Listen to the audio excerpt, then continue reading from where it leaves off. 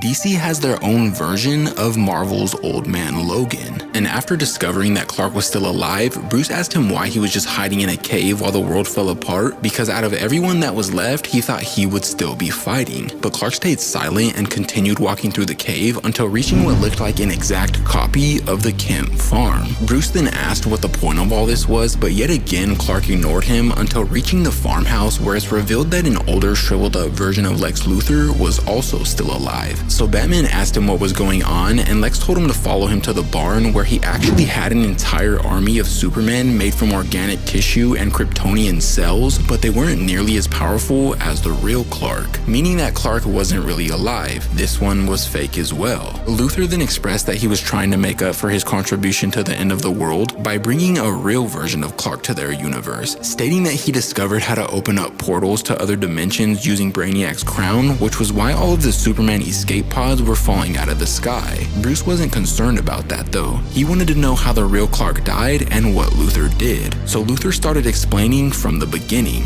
One day he asked Clark if he would debate him in front of the world, a debate of good and evil, with the winner being decided by the people of the world, and whoever lost would be killed by kryptonite shards underneath the ground. When the day finally came, Clark gave the speech of all speeches, an argument for justice that was so good that Luthor knew he lost. But while standing there waiting to be killed, something went wrong. Clark was killed instead of Luthor, but it wasn't Luthor's fault. The other villains actually turned on him, and the rest was history after that. Without a Superman, the world collapsed even further until becoming what it was today. Luthor felt an immense amount of guilt though, and repeatedly tried over and over to bring back another version of him, but nothing more than Clark's ashes were brought along with each escape pod that came through the portals. Moments later, one of the fake Clarks interrupted them, smashing both of them through the window and bringing them to Scarecrow and Bane because somehow Omega had taken control over its mind. Scarecrow then ordered the android version of Clark to kill Bruce, so he lifted him above his head in an attempt to do so, but before he could execute, Diana came out of nowhere, saving Bruce's life by slashing Clark's entire upper torso and then cutting off his head. But sadly, that's when this part comes to an end, but if you want to see what happens next, let me know in the comments down below.